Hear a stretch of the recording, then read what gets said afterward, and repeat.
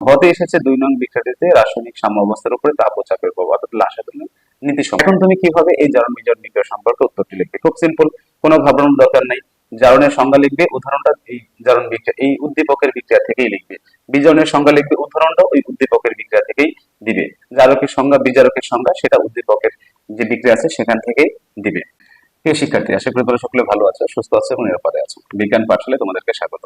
আজকে নতুন একটি ক্লাস নিয়ে হাজির হয়েছে, তাহলে সপ্তম অধ্যায় রাসায়নিক বিজ্ঞান সুপার সাজেশন। আমি এটাকে কেন সুপার সাজেশন বলছি? কারণ তুমি যদি দুটো প্রশ্ন সৃজনশীল প্রশ্নের উত্তর করতে পারো, তাহলে 60টি সৃজনশীল প্রশ্নের উত্তর এই ক্লাসের মাধ্যমে দেওয়া সম্ভব হবে। আমি এই ক্লাসে দুটো সৃজনশীল প্রশ্ন সাজিয়েছি, যার মাধ্যমে তোমরা 60টি সৃজনশীল প্রশ্নের উত্তর দিতে পারবে। বিশ্বাস হচ্ছে না? তাহলে চলো ক্লাসে শুরু করা যাক। 2015 সাল থেকে 2024 সালের বিভিন্ন স্কুল এবং বোর্ড পরীক্ষায়, বিশেষ করে বোর্ড পরীক্ষায় যে প্রশ্নগুলো এসেছে তার আলোকেই আমি এই সাজেশনটি তৈরি করেছি। যেমন দেখো, রাজশাহী বোর্ড 2024 সালে কি প্রশ্ন এসেছে? জারণ সংখ্যা নির্ণয় এবং জারণ বিজারণ বিক্রিয়া। চট্টগ্রাম বোর্ড 2023 সালে কি প্রশ্ন এসেছে? জারণ বিজারণ বিক্রিয়া সম্পর্কিত। এবং তোমার এই যে বলছে যে 2 নং বিক্রিয়াকে কোন কোন বিক্রিয়া রাসায়নিক বিক্রিয়ায় সমর্থন করে। তো এটা আদ্র বিশ্লেষণ বিক্রিয়াও হতে পারে, আবার অধ্যাপকন বিক্রিয়াও হতে পারে।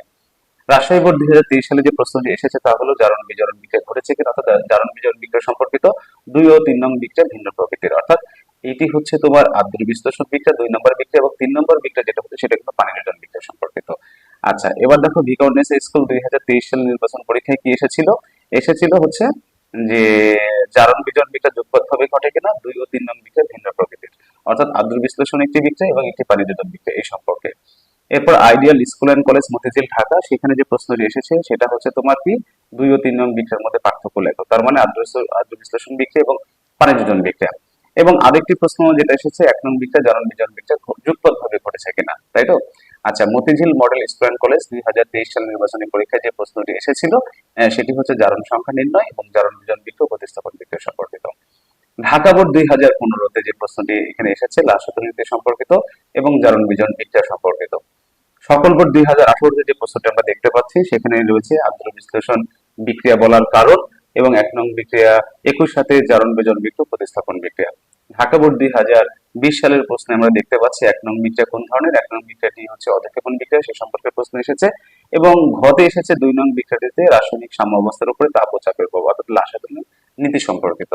তাহলে এখন যে বিষয়টি হলো 2015 সাল থেকে 2024 সালের বোর্ড পরীক্ষা এবং বিভিন্ন স্কুলে সপ্তম অধ্যায় থেকে যে প্রশ্নগুলো বেশি এসেছে তা হলো জারণ বিজারণ বিক্রিয়া। আমি মোট 60টি সৃজনশীল প্রশ্ন অবজার্ভ করেছি, দেখেছি, অর্থাৎ এখানে গ ঘ মিলে 120টি প্রশ্ন হবে। এর মধ্যে 47টি প্রশ্নই কিন্তু জারণ বিজারণ বিক্রিয়া সম্পর্কে এসেছিল, 38টি প্রশ্ন লাসাতনের নীতি সম্পর্কে এসেছিল, মানে তাপচাপের প্রভাব, লাসাতন নীতির প্রভাব, কিভাবে উৎপাদ বাড়ানো যায়, এগুলো। একটি বিক্রিয়াকে কোন কোন বিক্রিয়া বলা যায়, আরেকটি যে প্রশ্ন সেটা হচ্ছে সকল বিক্রিয়া সংজ্ঞা সম্পর্কিত, মানে আদ্র বিশ্লেষণ বিক্রিয়া, অধঃক্ষেপণ বিক্রিয়া, সংশ্লেষণ বিক্রিয়া, সংযোজন বিক্রিয়া, পলিমারকরণ বিক্রিয়া, সমানুকরণ বিক্রিয়া, সবগুলো মিলে যে প্রশ্নটি এসেছিল সেটা হচ্ছে 35টি প্রশ্ন। অর্থাৎ তোমরা নিজেরা বুঝতে পারছো যে এই অধ্যায় থেকে আমরা কিভাবে প্রিপারেশন নিতে হবে, প্রস্তুতি নিতে হবে। তো আমি জারণ বিজারণ বিক্রিয়া সম্পর্কিত একটি মডেল সৃজনশীল এখানে উপস্থাপন করেছি।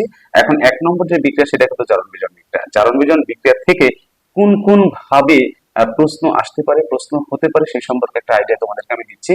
তাহলে কি হতে পারে, যে উদ্দীপকের কোন বিক্রিয়াটি জারণ বিজারণ বিক্রিয়া, অর্থাৎ 1 নং বিক্রিয়া যে জারণ বিজারণ বিক্রিয়া সেটা তোমাকে ব্যাখ্যা করতে হবে। তারপর কি হচ্ছে, অথবা উদ্দীপকের 1 নং বিক্রিয়া ইলেকট্রন স্থানান্তর ঘটে বা জারণ সংখ্যার পরিবর্তন ঘটেছে কিনা বিশ্লেষণ করো। এই যে ইলেকট্রনের স্থানান্তর ঘটে বা জারণ সংখ্যার পরিবর্তন, এটা কিন্তু দুটো একসাথে আসবে না, যে কোনো একটা আসবে। যেটাই আসুক এটা জারণ বিজারণ বিক্রিয়া সম্পর্কেই তোমাকে উত্তর করতে হবে। আরেকটি যে প্রশ্ন আসে সেটা হচ্ছে যে উদ্দীপকের 1 নং বিক্রিয়ার আলোকে ব্যাখ্যা করো জারণ বিজারণ বিক্রিয়া যুগপৎ ভাবে ঘটে বা একই সাথে ঘটে, অর্থাৎ যুগপৎ ভাবে ঘটে অথবা একই সাথে ঘটে, কথাটি একই, যে কোনো একটি আসবে, তোমাকে একই উত্তর লিখতে হবে। এখন তুমি কিভাবে এই জারণ বিজারণ বিক্রিয়া সম্পর্কে উত্তরটি লিখবে? খুব সিম্পল, কোনো ঘাবড়ানোর দরকার নাই। জারণের সংজ্ঞা লিখবে, উদাহরণটা এই জারণ বিক্রিয়া এই উদ্দীপকের বিক্রিয়া থেকেই লিখবে। বিজারণের সংজ্ঞা লিখবে, উদাহরণটা ওই উদ্দীপকের বিক্রিয়া থেকেই দিবে। জারকের সংজ্ঞা, বিজারকের সংজ্ঞা সেটা উদ্দীপকের যে বিক্রিয়া আছে সেখান থেকেই দিবে।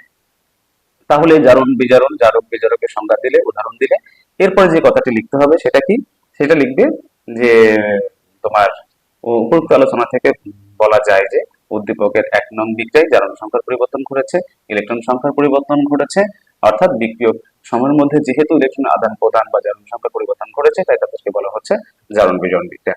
এখন যদি আসে যুগপৎভাবে ঘটে বা একই সাথে ঘটে, তাহলে কি করবে? তাহলে যে উত্তরটুকু তুমি বললাম তারপরের অংশটুকু হবে যে ইলেকট্রন মুক্ত অবস্থায় থাকে না, অর্থাৎ বিজারক যদি ইলেকট্রন ত্যাগ করে জারক সেই ইলেকট্রন গ্রহণ করবে, অথবা জারক যদি ইলেকট্রন গ্রহণ করে বিজারক তাহলে সেই ইলেকট্রনটা কি করবে, ত্যাগ করবে। অর্থাৎ জারণ বিক্রিয়া ঘটলে বিজারণ বিক্রিয়া ঘটবে, বা বিজারণ বিক্রিয়া ঘটলে জারণ বিক্রিয়া ঘটবে। তাই উদ্দীপকের 1 নং বিক্রিয়া আলোকে ব্যাখ্যা করা যায় যে, বলা যায় যে জারণ বিজারণ বিক্রিয়া একসাথেই ঘটে। তাহলে বুঝতে পেরেছো। এখন যে ব্যাপারটা হচ্ছে যে এই জারণ বিজারণ বিক্রিয়া যদি না আসে, অন্য যে কোনো জারণ বিজারণ বিক্রিয়া আসে, তাহলে কি করবে? তাহলে যে উত্তরটি তোমাদের সামনে বললাম যেভাবে লিখবে সেভাবেই লিখবে, কিন্তু তার কোনো পরিবর্তন হবে না। শুধু পরিবর্তনটা কোথায় করবে? উদাহরণ দেওয়ার সময় তুমি যে বিক্রিয়াটি আসবে তার আলোকে লিখবে। তাহলে বুঝতে পেরেছো যে 47টি যে জারণ বিজারণ বিক্রিয়া সম্পর্কে প্রশ্ন এসেছে, এর জন্য কি তোমাকে 47টি উত্তর মুখস্থ রাখতে হবে না, তোমাকে কিন্তু মুখস্থ রাখতে হবে একটি উত্তর। যে জারণ বিজারণ বিক্রিয়া আসুক তার আলোকে তুমি উত্তরটা লিখবে। বুঝতে পেরেছো? তাহলে এইভাবে তোমাকে প্রিপারেশন নিলে তুমি অল্প সময়ের মধ্যে অনেক সুন্দর একটা প্রিপারেশন নিতে পারবে। অর্থাৎ একটা জারণ বিজারণ বিক্রিয়া সম্পর্কে তুমি উত্তর রেডি করে রাখবে, সেটা সম্পর্কে যে জারণ বিজারণ বিক্রিয়া আসুক না কেন, যেভাবেই প্রশ্ন আসুক না কেন, তুমি কিন্তু দিতে পারবে। এখন তাহলে দেখো দ্বিতীয় অংশ 2 ও 3 নং বিক্রিয়া থেকে কিভাবে প্রশ্ন হতে পারে সেটা একটু দেখে নিই আমরা। এখন এখানে কি বলেছে, উদ্দীপকের 3 নং বিক্রিয়াটিকে অধঃক্ষেপণ বিক্রিয়া বলা যায় কিনা, বিক্রিয়াও বলা যায়, বিশ্লেষণ করো। তো 3 নম্বর যে বিক্রিয়াটি সেটা কিন্তু তোমার হচ্ছে আদ্র বিশ্লেষণ বিক্রিয়া। অ্যালুমিনিয়াম ক্লোরাইড পানির সাথে বিক্রিয়া করে অ্যালুমিনিয়াম হাইড্রোক্সাইড তৈরি করে এবং এইচসিএল তৈরি করে। তো অ্যালুমিনিয়াম হাইড্রোক্সাইড কিন্তু কঠিন অর্থাৎ অর্ধতৃপ্ত। তাহলে এখানে কি বলছে, এই বিক্রিয়া কিন্তু আদ্র বিশ্লেষণ বিক্রিয়া বলা যায় বা অধঃক্ষেপণ বিক্রিয়া বলা যায়। তো যদি এরকম টাইপের প্রশ্ন আসে তাহলে কি করতে হবে, তোমাকে আদ্র বিশ্লেষণ বিক্রিয়ার সংজ্ঞা লিখতে হবে, উদাহরণ লিখতে হবে, এবং এই বিক্রিয়ার যে আদ্র বিশ্লেষণ সেই সম্পর্কে তোমাকে কয়েকটা কথা লিখতে হবে। তারপর আবার অধঃক্ষেপণ বিক্রিয়ার সংজ্ঞা লিখবে। এইটা যে অধঃক্ষেপণ বিক্রিয়া, যে এই যে দ্বিযৌগ বা এখানে যে অ্যালুমিনিয়াম হাইড্রোক্সাইড অধঃক্ষেপ পড়লো সেই সম্পর্কে একটু বিশ্লেষণ করে তোমাকে বলতে হবে এটা অধঃক্ষেপণ বিক্রিয়া। তারপরে তুমি সামারি টানবে যে উপরোক্ত আলোচনা থেকে বলা যায় যে 3 নং যে বিক্রিয়াটি তাকে আদ্র বিশ্লেষণ বিক্রিয়া বলা যায় অথবা অধঃক্ষেপণ বিক্রিয়া বলা যায়। এখন এটা যেভাবেই তোমার কাছে প্রশ্ন আসুক তুমি কিন্তু অধঃক্ষেপণ এবং আদ্র বিশ্লেষণ বিক্রিয়ার সংজ্ঞা, উদাহরণ এগুলো তোমার যদি জানা থাকে বা জেনে রাখবে, তাহলে তুমি অ্যান্সার করতে পারবে। একটা কথা মনে রাখো, তোমরা কিন্তু প্রি টেস্ট পরীক্ষা দিবে, তারপরে আসবে টেস্ট পরীক্ষা, তারপরে model test 1, model test 2, model test 3 হতে পারে। তো এরপরে কিন্তু বোর্ড ফাইনাল পরীক্ষা আসবে, তাই না? তার মানে তোমার হাতে কিন্তু অনেক সময় রয়েছে। তুমি কিন্তু সেইভাবে প্রিপারেশন নিবে। কোথাও যদি ঘাটতি থাকে, কোথাও যদি প্রস্তুতির কমতি থাকে, তাহলে তুমি এই সময়ের মধ্যে কিন্তু সেটাকে প্রস্তুতিটা নিয়ে নিবে। ওকে, এখন দেখো আরেকটা কি প্রশ্ন হতে পারে, 2 ও 3 নং বিক্রিয়া উভয়ে পানিযুক্ত হলেও তাদের মধ্যে ভিন্নতা রয়েছে। দেখো 2 নং বিক্রিয়া যেটা সেটা কিন্তু তোমার পানি যোজন বিক্রিয়া। দেখো এখানে কি হয়েছে, ম্যাগনেসিয়াম ক্লোরাইড এবং পানি যুক্ত হয়ে একটা উৎপাদ তৈরি হয়েছে। আর 3 নম্বর বিক্রিয়া কিন্তু দুটো উৎপাদ তৈরি হয়েছে। অর্থাৎ একটা উৎপাদ যখন তৈরি হবে, যখন এইভাবে তুমি বিক্রিয়াটা দেখবে, তখন কিন্তু তুমি অনুমান করে নিবে এটা কিন্তু পানি যোজন বিক্রিয়া হবে।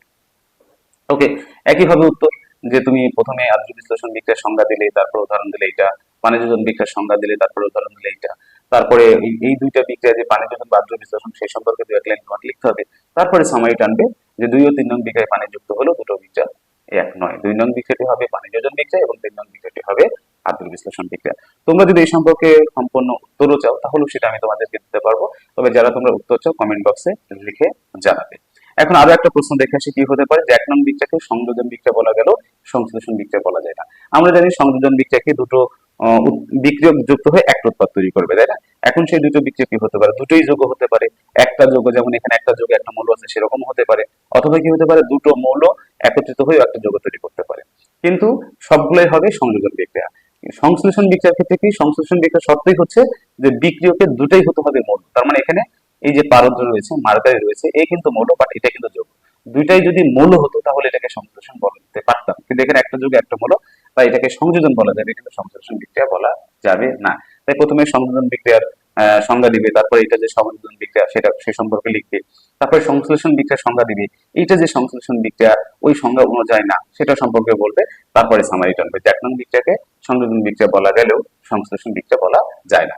ওকে, আমি তোমাদেরকে বলেছিলাম দুটো সৃজনশীল প্রশ্ন দেখাবো তোমাদেরকে, তাই না? এখন আরেকটা সৃজনশীল প্রশ্ন দেখানোর আগে এই যে জারণ বিজারণ বিক্রিয়া সেটা সম্পর্কে একটু আলোচনা করি। তো জারণ বিজারণ বিক্রিয়া সম্পর্কে আমি এখানে 9টি বিক্রিয়া তোমাদেরকে উপস্থাপন করেছি। তোমরা এই 9টি বিক্রিয়া যদি প্র্যাকটিস করো তাহলে জারণ বিজারণ বিক্রিয়া সম্পর্কে আরো যে কোনো প্রশ্ন আসলে তুমি কিন্তু অ্যান্সার করতে পারবে। তো আমি যে বোর্ড এবং স্কুলের যে প্রশ্নগুলো বিশ্লেষণ করেছিলাম সেখানে আরো কিছু, এই 9টি প্রশ্ন, 9টি জারণ বিজারণ বিক্রিয়া ছাড়াও আরো কয়েকটি জারণ বিজারণ বিক্রিয়া ছিল। তবে তুমি যদি এখানে জারণ বিজারণ বিক্রিয়াগুলো একদম জারণ সংখ্যা সহ প্র্যাকটিস করো, তাহলে তুমি কিন্তু যে কোনো বিক্রিয়া আসলেই তুমি সহজেই কিন্তু এই উত্তরটি লিখতে পারবে। তো আমি যেটা করেছি যে আমি কিন্তু প্রত্যেকটি বিক্রিয়া, অর্থাৎ এখানে যে 9টি বিক্রিয়া রয়েছে 9টি বিক্রিয়ারই তোমার কোথায় জারণ ঘটবে, কোথায় বিজারণ ঘটবে, কেন জারণ ঘটবে, কেন বিজারণ ঘটবে সে সম্পর্কে লিখে দিয়েছি। তোমরা এইভাবে তোমরা বাসায় প্র্যাকটিস করবে, অথবা A4 সাইজের একটি খাতায় এই 9টি বিক্রিয়া লিখে জারণ অংশ বিজারণ অংশ তুলে রাখবে। আশা করি তোমরা ভালো করবে এবং এই সম্পর্কে তোমাদের কোনো প্রবলেম থাকলে সলভ হয়ে যাবে। দেখো 1 নং বিক্রিয়াতে এখানে মার্কারি রয়েছে 2টি, আর উৎপাদে দুটো বিক্রিয়ক মিলে কিন্তু মার্কারি রয়েছে 2টি, অর্থাৎ এইখানকার একটা এখানকার একটা, এই দুটোই কিন্তু এই একটা উৎপাদের মধ্যে চলে গিয়েছে। এখন দেখো এখানে জারণ সংখ্যা ছিল 0, এখানে কিন্তু 1+, অর্থাৎ 0 থেকে 1+ হয়েছে, ধনাত্মক জারণ সংখ্যা বেড়েছে। আমরা জানি কি ধনাত্মক জারণ সংখ্যা বাড়লে কি হয়, জারণ বিক্রিয়া ঘটে, অর্থাৎ ইলেকট্রনের ত্যাগ হয়। এখানে দেখো 2+ থেকে 1+ হয়েছে, অর্থাৎ এখানে ধনাত্মক জারণ সংখ্যা কমেছে। আমরা কি জানি ধনাত্মক জারণ সংখ্যা কমলে বিজারণ হয়, অর্থাৎ এখানে সে ইলেকট্রন গ্রহণ করবে। তো আরো একটা বিক্রিয়া দেখি, দেখো ম্যাগনেসিয়াম এখানে সালফিউরিক অ্যাসিডের সাথে বিক্রিয়া করে ম্যাগনেসিয়াম সালফেট এবং কি তৈরি করেছে, হাইড্রোজেন গ্যাস তৈরি করেছে, তাই না? তো এখানেও দেখো ম্যাগনেসিয়াম 0 ছিল, এখানে 2+ হয়েছে, ধনাত্মক জারণ সংখ্যা বেড়েছে। হাইড্রোজেনের ক্ষেত্রে 1+ ছিল, আর এখানে কি হয়েছে, 0 হয়েছে, ধনাত্মক জারণ সংখ্যা কমেছে, তাই কি হবে, এখানে বিজারণ বিক্রিয়া হবে, তাই না? আচ্ছা, এখন দেখো আমি এইভাবে 9টি বিক্রিয়ারে জারণ সংখ্যা সহ তোমাদেরকে উপস্থাপন করেছি। কোথায় জারণ সংখ্যা, ধনাত্মক জারণ সংখ্যা কমলো, কোথায় ধনাত্মক জারণ সংখ্যা বাড়লো, কোথায় জারণ হলো, কোথায় বিজারণ হলো। আমি কিন্তু প্রত্যেকটি বিক্রিয়া অর্থাৎ 9টি বিক্রিয়ার ক্ষেত্রেই কিন্তু সুন্দর করে এখানে আমি উপস্থাপন করার চেষ্টা করেছি। তোমরা এগুলো দেখবে, দেখে তোমরা নিজেরা কয়েকবার প্র্যাকটিস করবে যে কোথায় জারণ হচ্ছে, কোথায় বিজারণ হচ্ছে, কেন জারণ হচ্ছে, কেন বিজারণ হচ্ছে। এইভাবে তোমরা যদি এই 9টি বিক্রিয়া প্র্যাকটিস করো এবং A4 সাইজের খাতাতে তোমরা যদি এটা লিখে রাখো, তাহলে কিন্তু পরবর্তীতে এই বিক্রিয়া সম্পর্কে তোমাদের আর কোনো প্রবলেম হবে না। অনায়াসে এখান থেকে তোমরা জারণ বিজারণ বিক্রিয়া সম্পর্কিত অ্যান্সার কিন্তু করতে পারবে। তো এইখানে আমি তোমাদের প্রথম 2টা বুঝিয়েছি এবং বাকিগুলো দেখালাম, তোমরা পরবর্তীতে এটা প্র্যাকটিস করে নিও। ওকে, এখন দেখো আমরা যে প্র্যাকটিসটা করবো লাসেতর নীতি সম্পর্কিত যে প্রশ্নগুলো হতে পারে। তো এখানে আমি 3টা বিক্রিয়া দিয়েছি, সেই 3টা বিক্রিয়াই হচ্ছে লাসেতর নীতির জন্য প্রযোজ্য হবে। তবে বোর্ড ফাইনাল পরীক্ষা বা স্কুল পরীক্ষাতে কিন্তু এরকম 3টা বিক্রিয়াই লাসেতর নীতির জন্য প্রযোজ্য এরকম আসবে না, হয়তো একটা আসবে, বাকি 2টা প্রশ্ন অন্য, বাকি 2টা বিক্রিয়া অন্য বিক্রিয়া সম্পর্কিত আসতে পারে। এখন দেখো লাসেতর নীতি সম্পর্কিত কি কি ভাবে প্রশ্ন হতে পারে। প্রথম যে প্রশ্নটা হতে পারে সেটা হচ্ছে যে 1 নং বিক্রিয়ায় কিভাবে উৎপাদের পরিমাণ বাড়ানো যায়, আবার 2 নং বিক্রিয়ায় তাপ ও চাপের প্রভাব লেখো, অথবা 2 নং বিক্রিয়ায় লাসেতর নীতির প্রভাব উল্লেখ করো, অথবা কোন বিক্রিয়ায় চাপের প্রভাব নেই। তো খেয়াল রাখবে যে সকল বিক্রিয়ায় বিক্রিয়ক ও উৎপাদের মোট সংখ্যা সমান, সেখানে কিন্তু চাপের প্রভাব থাকবে না। অর্থাৎ এখানে দেখো লাসেতর নীতি সম্পর্কে কিন্তু 4 ভাবে প্রশ্ন হতে পারে, যেভাবেই হোক তুমি কিন্তু একটাই উত্তর দিবে লাসেতর নীতির সম্পর্কিত, তাপের প্রভাব, চাপের প্রভাব, আহ এই সম্পর্কিত প্রশ্ন কিন্তু এখান থেকে দিবে। তো এখন আমি আরেকটি প্রশ্ন যেটা লিখেছি যে কোন বিক্রিয়া 3 নং বিক্রিয়াকে কোন কোন বিক্রিয়া বলা যেতে পারে। দেখো 3 নং বিক্রিয়া এটাকে তুমি একাধারে সংযোজন বিক্রিয়া বলতে পারো, সংশ্লেষণ বিক্রিয়া বলতে পারো, দহন বিক্রিয়া বলতে পারো, আবার এটাকে তাফারি বিক্রিয়া বলতে পারো, বা উভমুখী বিক্রিয়া বলতে পারো। প্রত্যেকটা বিক্রিয়া কি করতে হবে, সংজ্ঞা লিখতে হবে, সংজ্ঞা বলার পরে উদাহরণটা দিতে হবে এবং 2-1 লাইন লিখতে হবে যে এই যে বিক্রিয়া সেটা যে কি, কেন সংযোজন, কেন সংশ্লেষণ, কেন তাফারি বিক্রিয়া, কেন উভমুখী বিক্রিয়া, এগুলো সম্পর্কে 2-1 লাইন লিখতে হবে এবং লাস্টে তোমাকে বলতে হবে যে এই বিক্রিয়াকে আমরা সংযোজন বিক্রিয়া, সংশ্লেষণ বিক্রিয়া, তাফারি বিক্রিয়া, উভমুখী বিক্রিয়া ইত্যাদি বলতে পারি। তো আশা করি তোমরা বুঝতে পেরেছো। ও আরেকটা প্রশ্ন দেখো যে কি বলেছে যে সালফার ট্রাইঅক্সাইড থেকে উৎপন্ন অ্যাসিড জারণ সংখ্যা নির্ণয়, তার মানে এখান থেকে যে অ্যাসিডটা তৈরি হবে তার জারণ সংখ্যা তোমাকে নির্ণয় করতে হবে। তো এখানে দেখো আমি তোমাদেরকে বলেছিলাম যে আমি তোমাদেরকে 2টো সৃজনশীল প্রশ্ন বলবো, সেই 2টো সৃজনশীল প্রশ্ন যদি তোমরা সলভ করতে পারো তাহলে তার মাধ্যমে তোমরা 7টি সৃজনশীল প্রশ্নের উত্তর দিতে পারবে। তো এখানে 2টো সৃজনশীল প্রশ্ন আমি তোমাদেরকে দেখালাম, এই 2টো সৃজনশীল প্রশ্ন তোমরা প্র্যাকটিস করবে। যদি এই 2টো সৃজনশীল প্রশ্নের উত্তর তোমরা চাও তাহলে আমাকে ইনবক্সে জানাবে। বিক্রিয়াগুলো ছাড়াও তোমাদের যে বিক্রিয়া এবং সংজ্ঞাগুলো মনে রাখতে হবে সেটা হচ্ছে সংযোজন বিক্রিয়া, সংশ্লেষণ বিক্রিয়া, বিয়োজন বিক্রিয়া, প্রতিস্থাপন বিক্রিয়া, দহন বিক্রিয়া, প্রশমন বিক্রিয়া, অধঃক্ষেপণ বিক্রিয়া, আদ্র বিশ্লেষণ বিক্রিয়া, পানি যোজন বিক্রিয়া, সমনকরণ বিক্রিয়া, পলিমানকরণ বিক্রিয়া। অবশ্যই তোমরা এই অধ্যায় প্রিপারেশনের শুরুতেই সেই প্রত্যেকটি বিক্রিয়া সংজ্ঞা এবং উদাহরণ সহ মনে রাখবে, তাহলে এই অধ্যায় সম্পর্কে তুমি 100% অ্যান্সার অনায়াসে করতে পারবে, এই বিশ্বাসটুকু আমি তোমাদের প্রতি রাখি। যদি আমার ক্লাসটি তোমাদের ভালো লেগে থাকে, ক্লাস থেকে যদি তোমরা একটু উপকৃত হয়ে থাকো, তাহলে অবশ্যই বন্ধুদের সাথে শেয়ার করো এবং আমাকে লাইক ও কমেন্ট করার মাধ্যমে উৎসাহ প্রদান করো। সকলকে ধন্যবাদ। তোমরা সকলে ভালো থেকো, সুস্থ থেকো এবং নিরাপদে থেকো।